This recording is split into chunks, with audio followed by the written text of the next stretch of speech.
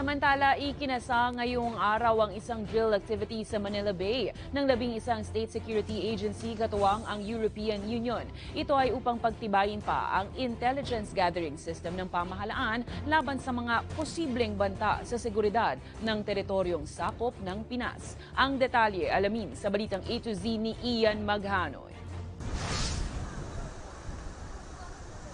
Nababahala ang mga mangingisda sa Cavite para sa seguridad at kita ng mga kapwa mangingisda na malapit sa Ayungin Shoal na direktang apektado ng lumalalang tensyon sa West Philippine Sea. Sila nga raw mismo, mula sa 15 banyera ng isda kada araw, 3 banyera na lang daw ang naiuuwing huli dahil sa dredging activities ng isang pribadong kumpanya. Sa amin nga lang, halos wala nang mahuli. Paano pa kung sila mapupunta dito sa amin? Wala na nga kaming kinikita. Mas lalo kaming walang kikitain kung pati sila dito dadayo na sa amin sa pagpapangingisda. Panibagong banta pa ngayon ang tensyon sa dagat, bunsod ng agresibong hakbang ng Beijing. At nababahala kami, no? Dahil baka susunod, malapit lang kami sa West Philippine Sea, di ba? Ay baka susunod yung mga mangisda naman namin ang maapektuhan na bombahin ng water cannon.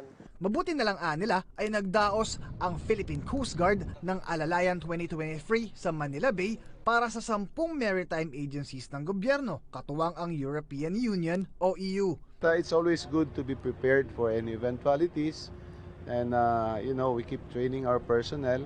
Layon ng drill ng National Coast Watch Center na tuklasin, kilalanin at hadlangan ang mga banta sa karagatang sakop ng Pilipinas sa pamamagitan ng donasyon ng EU na Indo-Pacific Regional Information Sharing. The more we get information from, the better informed we are. The EU is for a free and open Indo-Pacific based on a rules-based international order. So we think that it's important that this rules-based international order is complied with and is supported, and we will continue to do so.